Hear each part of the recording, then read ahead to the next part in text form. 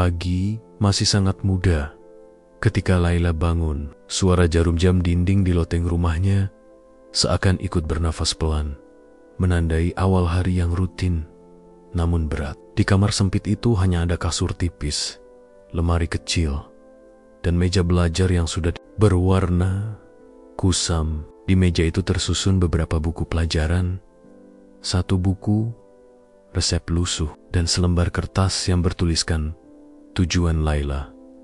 Jadi koki, bukan sekadar memasak, tapi membuat orang tersenyum lewat rasa. Di dapur, ibunya, Bu Sari, sudah sibuk. Panci besar berisi kacang tanah sedang direbus. Uapnya mengepul, memenuhi ruang sempit. Bau petis, bawang, dan kemangi mengambang. Aroma khas pecel yang setiap hari menyelamatkan pagi keluarga kecil itu. Bu Sari membuat pecel untuk jualan di pasar. Pukul 6, meja lipat dan tumpukan daun pisang di bawah. Pukul 7, warung kecilnya sudah berdiri, ditemani suara pedagang lain, teriakan penjual sayur, dan musik jalanan yang tak pernah tepat iramanya.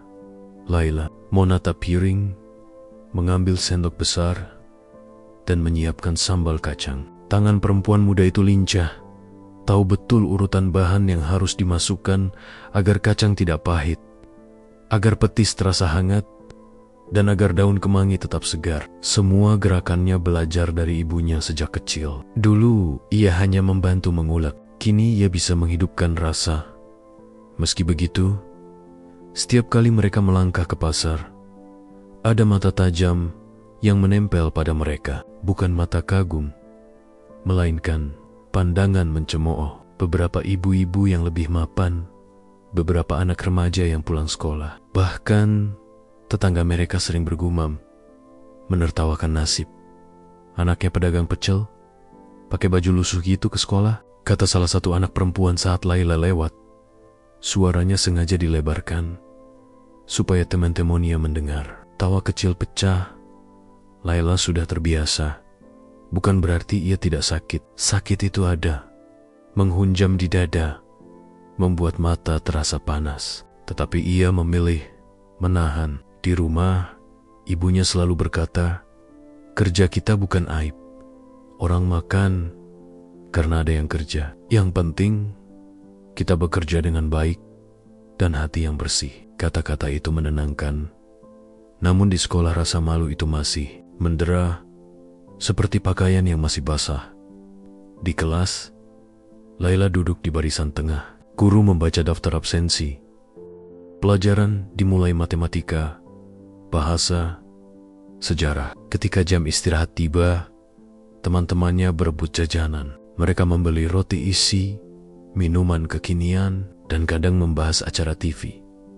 Laila mengeluarkan bekal pecel yang ibunya bungkus rapi. Ia membuka daun pisang, dan bau kacang serta bumbu rempah menyebar. Sekejap, muka beberapa teman mengerut, bukan karena tak suka, melainkan karena ingin menyingkap alasan Laila membawa makanan pasar. Jangan makan di sini, bau pecel. Laila ejek salah satu teman laki-laki. Mereka tertawa, meniru suara hidung yang mencium bau. Laila menunduk, mengecup sendok kecil yang terkunci di tangannya, lalu makan perlahan. Setiap suapan seperti pengingat, makanan ini bukan sekadar bekal. Ia adalah saksi kerja keras ibunya, warisan tradisi, dan rasa yang tak ternilai oleh hinaan mereka. Hinaan itu tak selalu kasar, kadang hanya bisik-bisik yang terdengar seperti angin kecil, tetapi berkali-kali angin itu menusuk. Laila belajar kuat. Ia juga belajar bersembunyi, belajar menerbangkan mimpi tanpa harus memberitahu semua orang. Di dalam hatinya ada satu rahasia kecil. Ketika ia menaruh tangan pada ulek, ketika ia mencicip sambal, ia merasa dunia memberi tepuk tangan. Ada sesuatu pada rasio, pada keseimbangan manis, pedas, asin yang membuatnya berdebar. Ia bisa berapa sendok gula atau seberapa lama mengulek kacang sebelum adonan terasa pas. Bakat, pikirnya. Atau mungkin cinta yang tumbuh dari melihat ibunya bekerja di pasar. Ada satu tukang kopi bernama Pak Jaya yang selalu memperhatikan gerak-gerik Laila. Ia tua, rambut putihnya menipis, tetapi matanya tajam. Seringkali ia menyuruh Laila mencicip pecel Busari dan memberi komentar sederhana. Nih, cicip, lebih kenceng kacangnya, tambah sedikit garam. Laila menambahkan garam, senyum kecil di bibirnya. Pak Jaya bukan orang kaya, tapi ia tahu rasa. Dan dari komentar kecilnya, Laila belajar memperhatikan hal-hal yang tak diajarkan di sekolah tekstur. Suhu dan cerita di balik tiap bahan.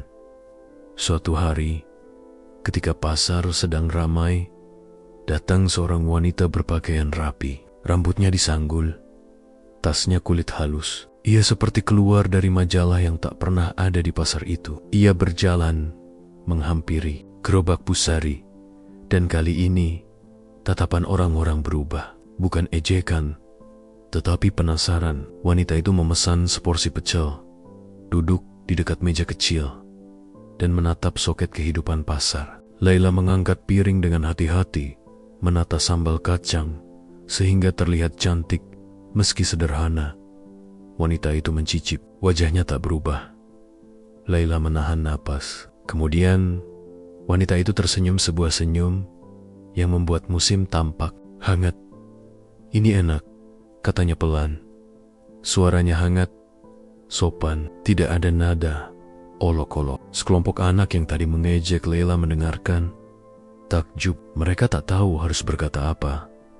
Setelah wanita itu pergi, Busari menatap Laila. Kalian, Denggo Tori, kata Busari. Suaranya bergetar sedikit. Orang kaya pun bisa bilang enak. Kita jangan minder. Rasa kita bagus. Malam hari, ketika lampu minyak di dapur berkedip, Laila membuka buku resep lusuhnya. Di halaman pertama tertulis resep pecel. Ibunya ukuran bahan, urutan mengulek, trik merebus kacang agar tidak pahit. Di sampingnya, Laila menulis catatan kecil tentang bagaimana mengurangi kadar air ketika menumis bawang, dan bagaimana menambahkan jeruk limau untuk sentuhan segar. Ia menulis seperti orang menyusun doa rapi, penuh harap. Di mata Laila, pasar adalah sekolah terbesar. Di sana ia mempelajari manusia, rasa, dan martabat. Ia tahu hinaan teman temonia bukan akhir. Ia tahu ada orang yang menghargai usahanya, bahkan mungkin akan membuka jalan. Namun ada juga rasa tak sabar yang mulai tumbuh. Seperti tanaman rambat, ia ingin dunia di luar pasar melihat apa yang ia dan ibunya punya. Pada suatu senja, ketika Laila duduk di atap rumah, melihat lampu pasar seperti bintang-bintang kecil, angin membawa aroma pecel menempel pada rambutnya. Ia menatap kertas tujuannya, membaca lagi kata-kata di sana. Jadi koki, membuat orang tersenyum lewat rasa. Ia mengepalkan tangan di bawah langit merah. Laila berjanji pada dirinya sendiri, suatu hari ia akan berdiri di dapur besar, bukan lagi sebagai anak penjual pecel yang dicemooh, tetapi sebagai koki yang namanya dikenang. Ia tidak tahu bagaimana langkahnya akan dimulai. Ia hanya tahu dari ulek kecil di pasar, mimpi besar itu harus tumbuh di kejauhan. Suara tawa teman-teman sekolah terdengar seperti gelombang yang menghapus jejak kaki di pasir. Tetapi Laila sudah belajar bila ombak datang, ia akan membangun benteng kecil dari beta-beta kata, kerja, rasa, dan kesetiaan. Dan benteng itu akan menahan hujan hinaan sampai waktunya ia menunjukkan keindahan di balik masakannya. Sejak janji itu di atap rumah, Laila merasa sesuatu di dalam dirinya tumbuh semakin kuat. Mimpi yang dulu tersembunyi di balik daun pisang kini seperti api kecil di dalam tungku. Belum besar, tapi terus menjilat-jilat kayu. Bab ini bermula dari hari-hari ketika ia mulai memberi makan api itu dengan waktu, keberanian, dan sedikit pengorbanan. Setiap sore setelah pulang sekolah, saat teman-temannya memilih bersantai atau bermain, Laila berjalan cepat menuju pasar. Ia membantu ibunya membereskan dagangan, menyusun piring menggelap meja, membungkus sisa pecel. Kadang-kadang ia menerima uang kembalian untuk disimpan. Kadang pula ada tetangga yang memberikan sisa sayur. Semua itu Laila masukkan ke dalam kaleng roti tua yang ia tutup rapat dengan kain. Ia menyebutnya tabungan mimpi. Tabungan itu sedikit cukup untuk beberapa bahan percobaan, beberapa bungkus plastik, dan satu kanvas kecil untuk menulis ide resep. Di rumah, ketika lampu minyak redup dan rumah mulai sepi, Laila membuka buku resep ibunya. Namun, ia tak hanya meniru. Ia membaca buku-buku tua yang dipinjamnya dari perpustakaan sekolah buku tentang teknik memasak, tentang rempah, tentang cara memanggang dan menggoreng yang benar. Ia menulis catatan di pinggir halaman, mencatat hal-hal yang menurutnya penting. Cara memotong bawang agar tidak membuat mata perih, teknik merebus agar sayur tetap renyah. Ia bereksperimen menggunakan bahan-bahan sederhana, menukar gula dengan sedikit kecap untuk sentuhan manis, mencampur daun kemangi dengan daun limau untuk aroma yang berbeda. Banyak percobaan yang gagal, kacang yang terlalu hangus, sambal yang terlalu cair, tapi kegagalan itu ia anggap sebagai pelajaran. Di sekolah, Laila tidak berani menceritakan rencananya. Ia takut diejek lebih parah bila orang tahu ia menabung demi kursus memasak, bukan sepatu baru atau gadget. Namun suatu hari, ketika ia sedang menyeka meja di kantin karena bertugas piket, seorang guru BK bernama Bu Mira melihat gerak-geriknya. Bu Mira bukan guru yang sering berubah-ubah. Wajahnya tegas, tapi ada kelembutan yang rendah. Ia memperhatikan Laila dengan seksama saat gadis itu menata piring-piring plastik bekas sehingga rapi. "Kamu suka memasak, Laila?" tanya Bu Mira suatu sore, tanpa nada sinis. Laila terkejut. Ia menatap guru itu lalu menandok. "Iya, Bu, saya suka, tapi belum pernah sekolah masak." Bu Mira tersenyum. "Kalau begitu, kamu harus serius. Di kota ada kursus singkat untuk anak-anak yang ingin belajar dasar kuliner. Biayanya tidak murah, tapi kalau kamu mau, saya bantu carikan beasiswa atau program magang." Hati Laila melonjak, namun rasa takut juga muncul.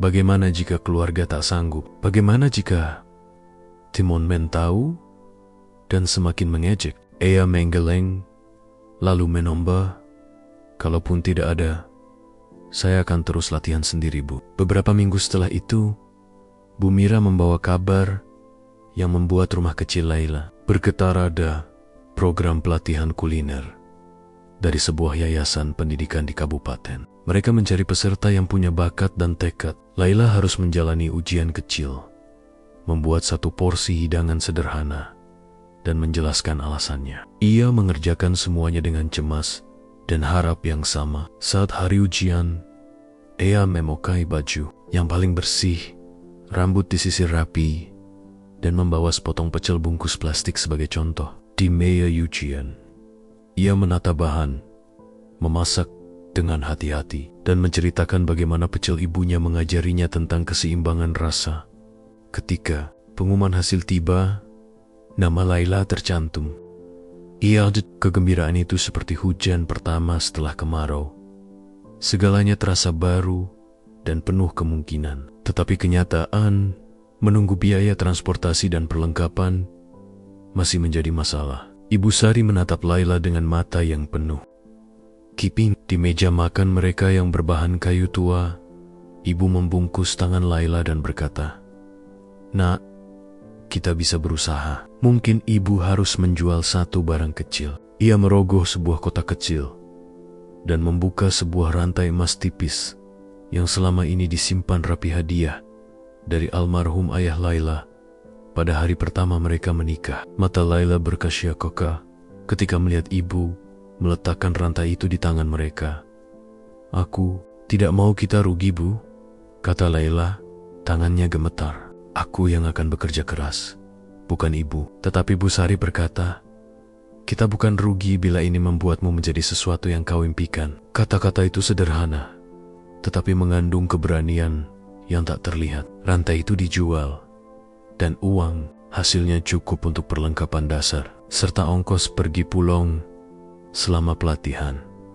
Pelatihan dimulai di sebuah ruang yang jauh lebih rapi daripada dapur pasar. Ada kompor gas, meja stainless, dan alat-alat yang belum pernah dilihat Laila secara dekat. Di sana, ia bertemu dengan anak-anak lain dari berbagai latar. Seorang pemuda dari kota sebelah yang pintar membuat kue, seorang wanita paruh baya yang ingin membuka warung, dan beberapa anak yang sudah punya keterampilan dasar. Di antara mereka juga ada Rini, anak SMA yang sering meledek Laila di pasar dulu. Rini duduk di ujung ruangan dengan sikap seperti ia berada di atas. Matanya melirik Laila beberapa kali, seolah tak percaya gadis penjual pecel itu berani mengikuti pelatihan. Pelatihan tidak selalu mudah. Instrukturnya, Pak Raffi, keras dan menuntut disiplin. Ia menekankan kebersihan, teknik memotong, dan cara menyajikan makanan dengan rapi. Pada hari-hari pertama, Laila sering kali salah memotong, terlalu lama mengaduk saus, atau lupa membersihkan meja dengan benar. Setiap kesalahan terasa seperti tamparan kecil. Namun Pak Raffi juga adil ketika melihat ketulusan dan kerja keras. Ia memberi komentar yang mendorong. Kerja yang teliti, Laila. Rasa bukan hanya soal bahan, tapi soal niat, katanya suatu hari sambil menepuk punggung gadis itu. Laila belajar cepat. Ia mengamati cara memegang pisau, cara menakar bumbu dengan mata, dan yang paling penting cara menceritakan makanan lewat rasa. Suatu latihan meminta mereka membuat satu sajian yang menceritakan identitas mereka. Laila memilih pecel, tetapi bukan pecel pasar biasa. Ia menambahkan lapisan setetes air jeruk nipis untuk mencerahkan, sedikit serutan kelapa panggang untuk aroma, dan penyusunan daun yang rapi agar terlihat elegan. Ketika menyajikan, ia menceritakan bagaimana pecel adalah makanan yang menyatukan petani, penjual, pembeli, semua bertemu lewat rasa sederhana yang membuat perut kenyang dan hati hangat. Hasilnya mengejutkan. Panel juri, termasuk seorang koki dari kota, memuji keseimbangan dan kejujuran rasa Laila. Rini menunduk, tak percaya. Beberapa peserta yang pernah memandang rendah kini melihatnya dengan mata berbeda. Laila merasakan sesuatu yang hangat di dada, bukan Karina puji, melainkan karena pengakuan bahwa kerja keras ibunya dan segala yang dipelajarinya dari pasar tidaklah sia-sia. Pada malam ketika Laila pulang ke rumah dengan tas yang lebih berat berisi buku catatan baru, alat kecil, dan satu sertifikat pelatihan sederhana. Di depan pintu, Bu Sari menunggu dengan secangkir teh hangat. Mereka berpelukan lama, tanpa kata-kata, di bawah cahaya lampu yang sederhana. Laila menaruh sertifikat di atas meja, membuka buku catatan, dan menulis dengan huruf tegak. Belajar bukan sekadar meniru. Belajar adalah mengubah rasa jadi cerita. Ia menatap tulisan itu, lalu menoleh ke arah jendela kecil. Di luar, lampu pasar berkedip seperti kehidupan yang tak pernah berhenti. Api kecil di dalam dirinya kini menyala lebih terang, menyala dengan keyakinan baru bahwa jalan menuju dapur besar mungkin jauh dan berliku, tetapi setiap pelajaran, setiap keringat, dan setiap pengorbanan akan menambah bahan bakar bagi api itu. Pelatihan singkat itu memberi Laila bekal besar, bukan hanya keterampilan dasar, tapi juga rasa percaya diri. Namun sertifikat itu belum cukup untuk mengubah nasib. Pasar tetaplah pasar, dan hidup tetap berjalan seperti biasa, membantu ibu berjualan pecel, menerima cemoohan sesekali, lalu belajar lagi di malam hari. Hingga suatu pagi datang sebuah kabar yang mengubah arah langkah. Pak Raffi, instruktur pelatihannya, mendatangi pasar. Ia membeli seporsi pecel, lalu duduk sambil memandangi Laila dan ibunya. Setelah makan, ia berkata dengan nada tenang, "Laila, ada restoran baru di ibu kota. Mereka sedang membuka lowongan untuk asisten dapur. Aku sudah merekomendasikanmu." Kata-kata itu membuat jantung Laila berdentum lebih keras dari biasanya. Ibu kota, restoran besar, itu terdengar seperti mimpi yang terlalu tinggi. Namun Pak Raffi menatapnya penuh keyakinan. "Kamu harus coba. Kalau gagal, kamu masih bisa kembali ke sini. Tapi kalau berhasil, jalanmu bisa lebih jauh dari yang kamu bayangkan." Pusari mendengar semua itu dengan wajah yang penuh campuran antara bangga dan cemas. Malamnya, saat mereka duduk berdua di dapur kecil, ibu berkata pelan, "Nak, kalau kamu ingin pergi, ibu ikhlas. Ibu tahu, kamu tidak selamanya bisa di pasar ini. Tapi janji satu hal, jangan lupa siapa dirimu, jangan lupa rasa pecel kita." Air mata Laila menetes, tapi ia mengangguk dengan tegas. Beberapa minggu kemudian, dengan bekal uang hasil tabungan kecil dan sisa dari jualan rantai emas, Laila berangkat ke ibu kota. Perjalanan dengan bus terasa panjang. Dari jendela, ia melihat sawah-sawah yang perlahan berubah menjadi gedung tinggi. Dari udara desa yang harum tanah basah, masuk ke hiruk-pikuk kota yang penuh suara klakson dan cahaya neon. Setibanya di ibu kota, Laila hampir kewalahan. Gedung-gedung menjulang, jalanan ramai, orang-orang berjalan cepat seperti dikejar waktu. Ia merasa kecil, seperti daun yang hanyut di sungai deras. Namun ia menguatkan hati. Restoran tempat ia melamar bernama Maison de Rasa. Restoran bergaya modern dengan interior elegan. Dari luar saja, Laila sudah gemetar.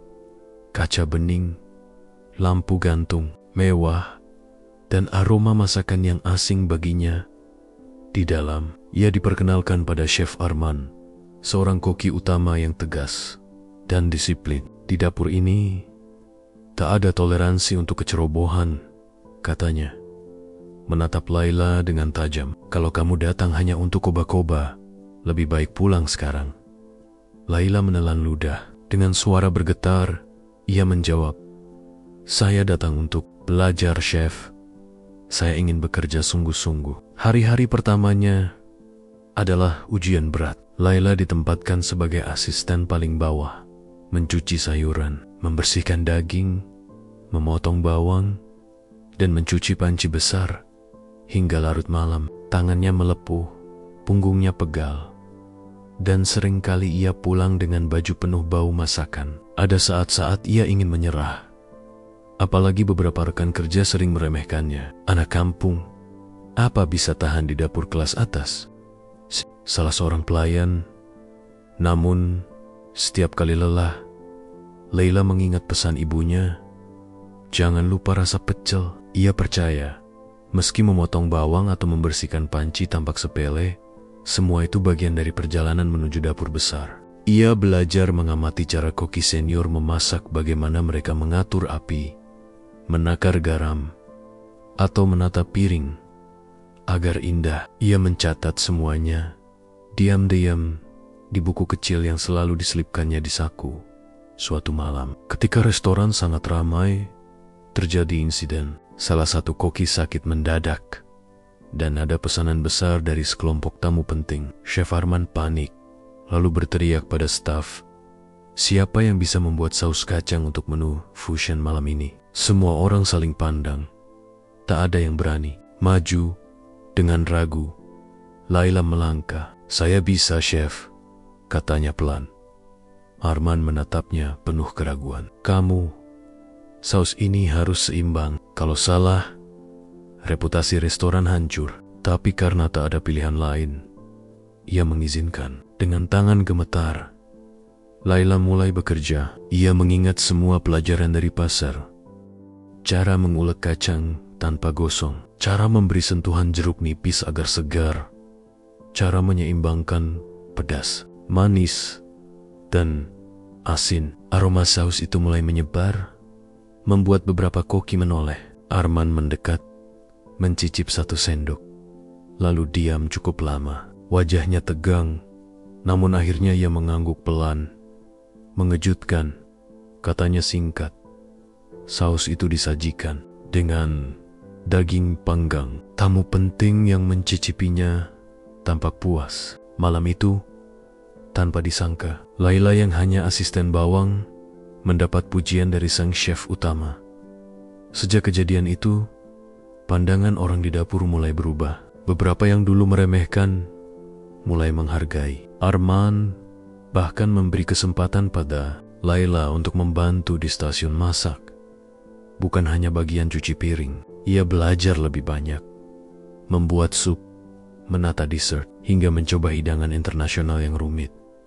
Namun, di balik semua kemajuan itu, Laila tetap menghadapi kesepian. Kota besar tak memberi pelukan seperti ibunya. Kadang, di malam hari, ia duduk di kamar kos kecil, menatap sertifikat pelatihan dan buku catatan resep. Air matanya jatuh. Rindu pada pasar dan aroma pecel, tapi ia menenangkan diri. Setiap tetes keringat di dapur restoran adalah jalan menuju mimpinya. Ia tahu perjalanan masih panjang, tetapi satu hal sudah pasti, ia tidak lagi hanya anak penjual pecel yang dicemooh. Ia sedang menjejak jalan menuju koki besar, dengan Laila berdiri di belakang dapur restoran, memandang keluar jendela kaca yang memperlihatkan lampu kota berkilau. Ia menggenggam buku catatannya erat-erat dan berbisik pada dirinya sendiri. Ini baru permulaan. Aku akan membuat dunia tahu rasa dari pasar kecil itu. Hari-hari Laila di Maison de Rasa semakin padat. Ia sudah tidak lagi hanya bagian cuci piring atau kupas bawang, tapi mulai dipercaya mengolah bahan untuk menu utama. Perubahan itu datang setelah kejadian saus kacang yang mengejutkan Chef Arman. Namun, semakin tinggi langkah yang ia capai, semakin berat pula ujian yang menunggu. Di dapur besar itu, semua orang ingin bersinar. Ada koki yang sudah sekolah kuliner di luar negeri. Ada yang punya pengalaman bertahan di hotel bintang 5. Kehadiran Laila, gadis muda dari pasar kecil, menimbulkan rasa iri. Seorang koki muda bernama Kevin, lulusan akademi kuliner terkenal, sering memandang rendah Laila. Kamu bisa bikin saus sekali, bukan berarti kamu jago, katanya dengan nada tajam. Kalau ikut kompetisi internasional, kamu bisa apa? Masak pecel? Ucapannya membuat beberapa orang tertawa. Laila hanya menunduk, meski hatinya panas. Ia tidak membalas. Ia tahu, mulut tak bisa dihentikan dengan kata, hanya bisa dibungkam dengan bukti.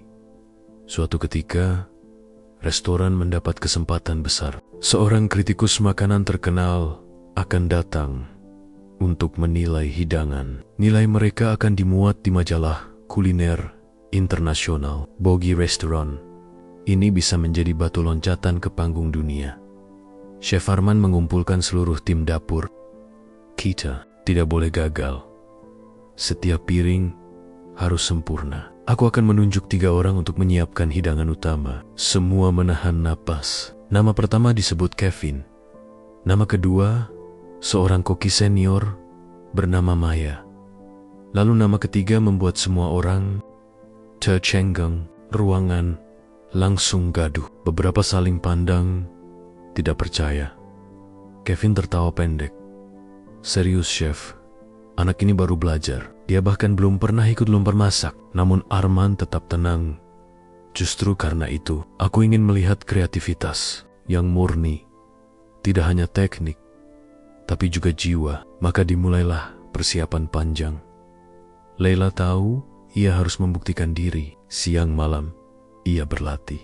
Ia mencoba berbagai resep, mengutak-atik bumbu, hingga kadang lupa makan. Tangannya lecet karena sering mengulek, matanya perih karena asap tumisan. Namun dalam setiap percobaan, ia merasa seperti kembali ke pasar, membantu ibunya. Itu yang membuatnya bertahan.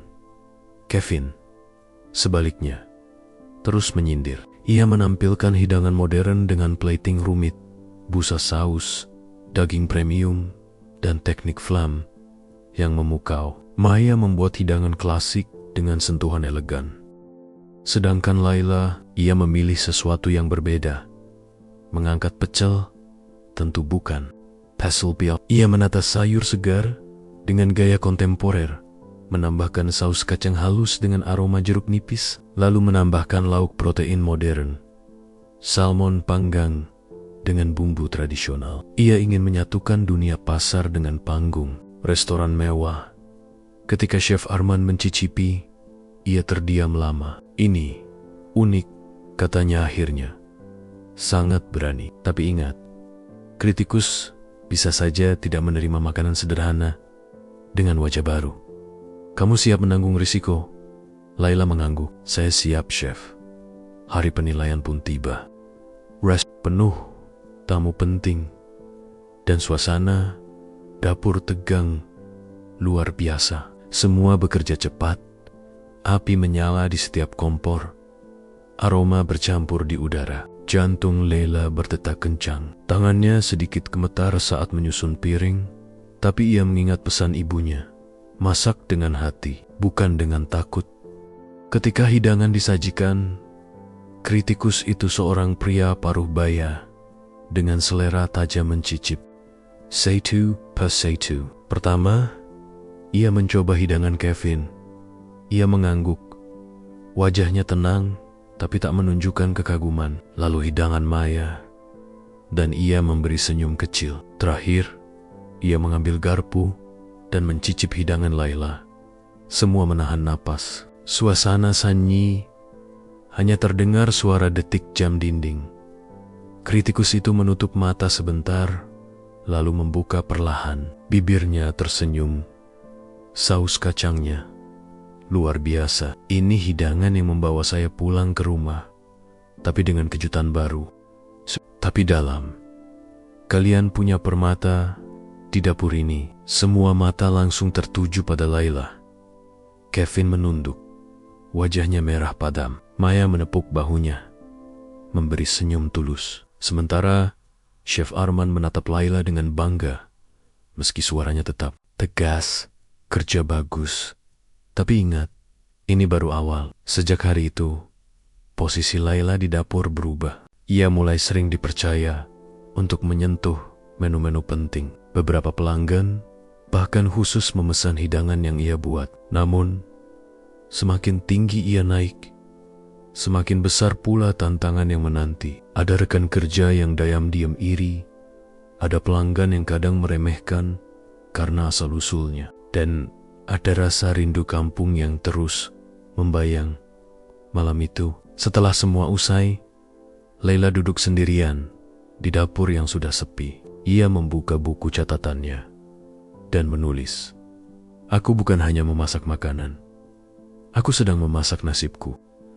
Dan setiap rasa adalah langkah menuju mimpi yang lebih besar. Ia menutup buku itu, lalu menatap kompor yang sudah padam. Dalam bayangannya, ia melihat wajah ibunya tersenyum sambil mengulek sambal pecel. Dari pasar kecil itulah perjalanan dimulai. Dan kini, langkahnya sudah menjejak di dapur besar, meski jalan ke depan masih panjang dan penuh api persaingan. Nama Laila perlahan mulai dikenal, bukan hanya di dapur Maison de Rasa, tapi juga di kalangan pelanggan tetap. Ada beberapa tamu yang datang lagi dan lagi, khusus untuk mencicipi kreasi saus kacang Laila yang mulai jadi legenda kecil. Poken, suatu hari seorang food blogger terkenal menulis ulasan, "Siapa sangka, di balik restoran modern ini, ada tangan muda yang mampu mengangkat cita rasa tradisional jadi elegan." Bagi sebagian orang, itu hanya sekadar pujian. Tapi, bagi Laila, itu seperti tanda bahwa mimpinya mulai punya pijakan. Ia merasa dunia luar mulai mendengar suara kecil dari pasar. Suara yang selama ini ditertawakan. Namun, di tengah semua itu, ada kerinduan yang tak pernah reda. "Ibu," Laila mulai jarang bisa pulang, jarak ke kampung terlalu jauh, dan pekerjaannya semakin padat.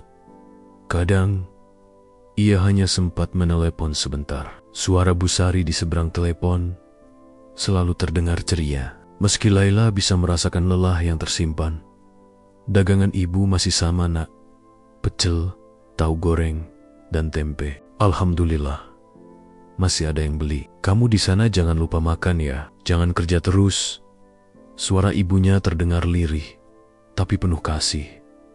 Setiap kali telepon berakhir, dada Laila terasa sesak. Ia ingin pulang, membantu ibu di pasar, merasakan lagi suasana pagi dengan aroma sayur dan daun pisang. Tapi ia juga tahu, jika ia menyerah sekarang, semua perjuangan akan sia-sia. Di restoran, tantangan baru datang. Chef Armon mulai mendorong Laila untuk tampil keluar dapur ikut lomba kuliner. Kamu punya potensi, Laila. Dunia harus melihatmu, bukan hanya pelanggan di sini.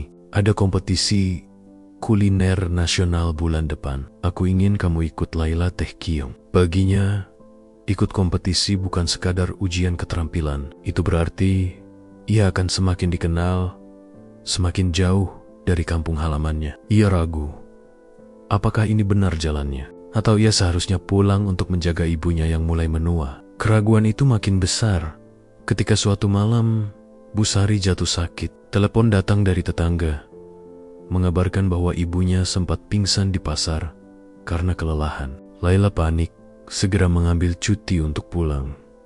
Perjalanan pulang kali itu penuh air mata. Setibanya di rumah, ia mendapati ibunya terbaring lemah di depan bambu. Meski begitu, senyum Bu Sari tetap muncul ketika melihat anaknya sudah besar. Kamu sekarang, Nak.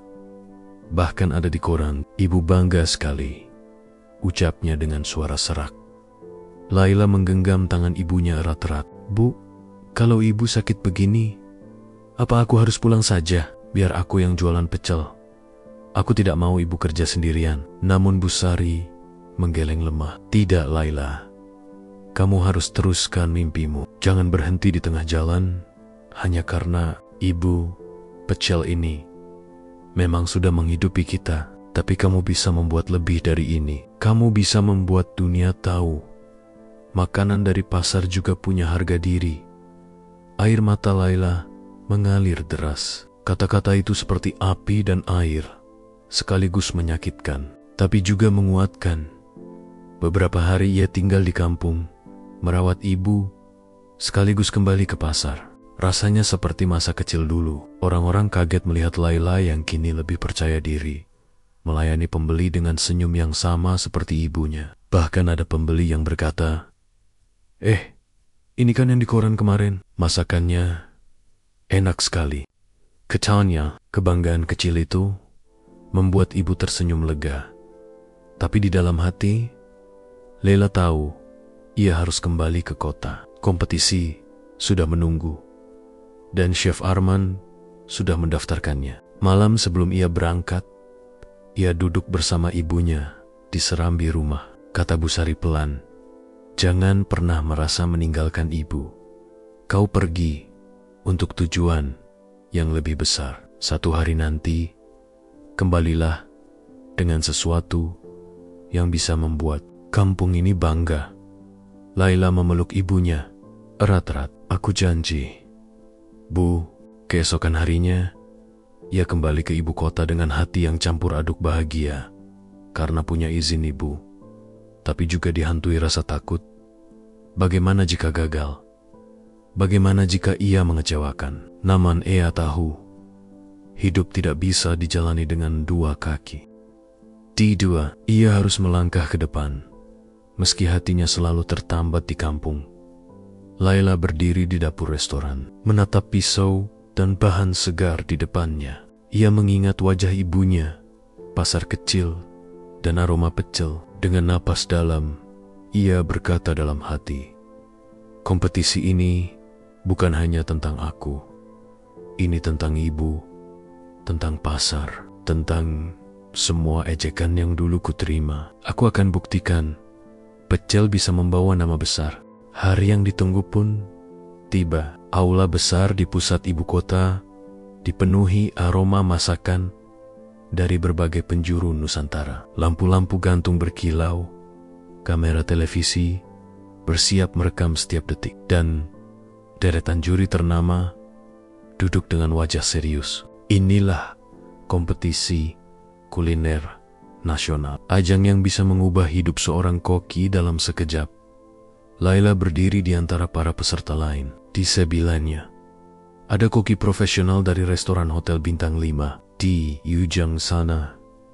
Ada seorang lulusan kuliner dari luar negeri dengan peralatan modern yang berkilau, dan di barisan depan berdiri Kevin, koki muda dari Moson Derasa yang dulu sering meremehkannya. Tatapannya tajam, seolah berkata, "Kamu tidak akan bisa mengalahkanku di panggung sebesar ini." Jantung Laila berdetak kencang, tapi ia mengingat pesan ibunya, masak dengan hati, bukan dengan takut.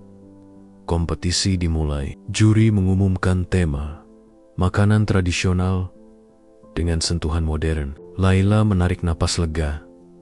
Tema itu seperti ditulis untuknya. Ia tahu harus memasak apa. Pecel. Namun bukan pecel pasar biasa. Ia akan menjadikannya hidangan yang layak. Tampil di meja internasional, waktu yang diberikan 90 menit. Dentum lonceng, tanda mulai membuat suasana dapur kompetisi pecah. Api kompor menyala, pisau beradu dengan talenan, dan suara wajan berdenting.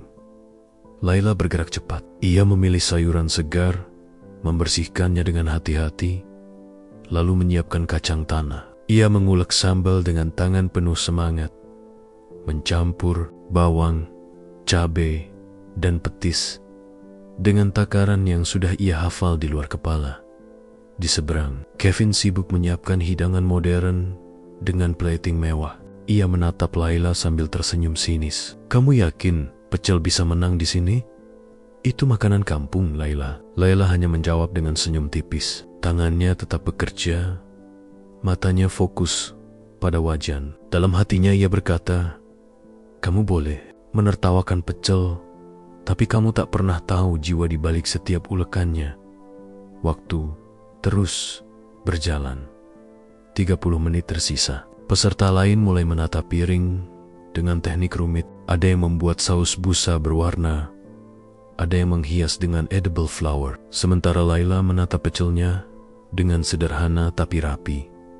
Sayuran segar berlapis warna, salmon panggang dengan bumbu khas, saus kacang lembut yang dituangkan dengan indah, dan taburan serutan kelapa panggang. Aroma sambal kacang bercampur dengan wangi jeruk nipis memenuhi ruang dapur. Beberapa peserta lain menoleh, terkejut oleh kesederhanaan, tapi kuatnya aroma itu. Detik-detik terakhir, Laila menaruh piringnya. Timaya juri, tangannya bergetar, tapi hatinya mantap.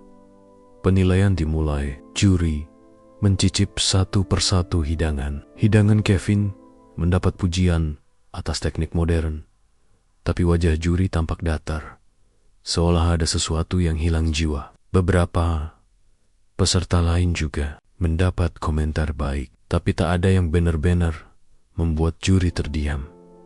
Lalu tibalah giliran Laila. Seorang juri mengambil garpu, mencicip pecelnya. Hening. Kemudian juri lain ikut mencicip. Suasana ruangan berubah tegang. Semua mata tertuju pada mereka. Salah satu juri, seorang koki legendaris, meletakkan garpu dan berkata pelan, "Hidangan ini sederhana, tapi dalam. Saya bisa merasakan tangan seorang ibu, pasar tradisional, sekaligus keberanian untuk membawanya. Kemea modern ini bukan sekadar makanan. Ini cerita." Suasana ruangan pecah dengan tepuk tangan penonton. Laila menunduk. Air matanya hampir jatuh. Ia tidak hanya memasak untuk lomba ia, memasak untuk ibunya, untuk pasar, untuk semua ejekan yang dulu ia terima. Akhirnya, tiba saat pengumuman pemenang. Nama Laila disebut sebagai juara pertama. Sorak-sorai menggema. Laila berdiri di atas panggung, menerima piala yang terasa lebih berat daripada apapun yang pernah ia pegang. Di antara kerumunan, ia melihat Kevin berdiri kaku. Wajahnya muram. Untuk pertama kalinya, ia tidak punya kata-kata merendahkan. Laila memeluk piala itu erat-erat. Air matanya menetes, bukan karena sombong, tapi karena syukur. Di dalam hatinya ia berkata, "Ibu, ini untukmu. Pecelmu kini sudah sampai ke panggung besar." Malam itu, setelah semua selesai, Laila menelepon ibunya. Suaranya bergetar menahan tangis. "Bu, aku menang. Pecel kita." Jadi di ujung telepon terdengar suara Bu Sari yang parau, tapi penuh bahagia. "Alhamdulillah, nak. Ingat, kemenanganmu bukan akhir. Itu baru awal. Suatu hari nanti, buatlah restoranmu sendiri. Biar orang-orang yang dulu mencemooh tahu, anak pecel bisa berdiri setinggi bintang." Laila tersenyum dengan air mata mengalir deras. Ia tahu, perjalanan masih panjang. Tapi malam itu, ia merasa untuk pertama kalinya, dunia benar-benar mendengar suara pasar kecil, tempat ia lahir. Beberapa tahun setelah kemenangan di kompetisi kuliner nasional, hidup Laila berubah drastis. Namanya mulai sering muncul di majalah kuliner, acara televisi, bahkan beberapa kali diundang ke luar negeri untuk memperkenalkan masakan Indonesia. Namun, di balik semua cahaya lampu kamera, hatinya tetap tertambat pada satu hal. Mimpi membuka restoran sendiri. Bukan sekadar restoran biasa, tapi tempat di mana cita rasa pasar bisa berdiri sejajar dengan hidangan mewah. Tempat di mana pecel tidak lagi dipandang rendah, melainkan disajikan dengan kebanggaan, dengan tabungan, dukungan dari beberapa investor yang tertarik setelah melihat kemenangannya, serta restu dari ibunya. Akhirnya Laila mendirikan restoran itu di jantung ibu kota. Namanya sederhana, namun penuh makna, warisan rasa. Restoran itu berbeda dari restoran mewah pada umumnya. Interiornya elegan, dengan meja kayu jati dan lampu gantung modern. Tetapi di dinding tergantung foto-foto, pasar tradisional, dan gambar sederhana ibu-ibu berjualan makanan. Laila ingin setiap tamu tahu, di balik rasa yang mereka nikmati, ada kerja keras orang-orang kecil yang sering dilupakan. Menu andalannya tentu saja pecel, tapi bukan pecel biasa. Ada pecel salmon fusion, pecel dengan ayam suir rica-rica, hingga pecel ala fine dining dengan plating cantik. Namun Laila tetap menyediakan versi asli pecel bungkus daun pisang sebagai penghormatan kepada ibunya. Hari pembukaan restoran itu penuh tamu penting, wartawan, kritikus kuliner, bahkan beberapa pejabat hadir. Laila berdiri dengan gaun sederhana, menerima ucapan selamat, tapi ada satu kejutan yang tak pernah ia bayangkan. Di antara tamu, ia melihat wajah-wajah lama dari masa sekolahnya. Orang-orang yang dulu sering menertawakannya, kini berdiri di ruang tunggu. Restoran bukan sebagai tamu, melainkan sebagai karyawan. Beberapa bekerja sebagai pelayan, sebagian lagi di bagian kasir. Salah satunya adalah Dina, teman sekolah yang dulu paling sering mengejeknya soal pecel. Ketika Laila berjalan mendekat, Dina menunduk dalam-dalam, wajahnya memerah. "Laila, maafkan aku. Dulu aku bodoh, sering merendahkanmu. Siapa sangka aku malah bekerja di restoranmu sekarang." Laila menatapnya lama. Ada rasa getir di hati, mengingat semua ejekan yang dulu pernah ia telan dengan air mata. Tapi ia teringat kata-kata ibunya, "Jangan simpan dendam, karena hidup lebih indah kalau dijalani dengan hati lapang." Dengan suara lembut, Laila berkata, "Tidak apa-apa, Din. Semua orang punya masa lalu. Sekarang kita bekerja sama. Restoran ini bukan hanya punya aku, tapi tempat kita semua mencari rezeki." Mata Dina berkaca-kaca. Ia tak menyangka Laila begitu besar hati. Beberapa bulan kemudian, Warisan Rasa menjadi salah satu restoran paling populer di ibu kota. Ulasannya selalu penuh pujian. Banyak orang kagum bagaimana makanan tradisional bisa tampil mewah tanpa kehilangan jiwa. Dan yang paling membanggakan, banyak pelanggan dari luar negeri datang untuk mencicipi.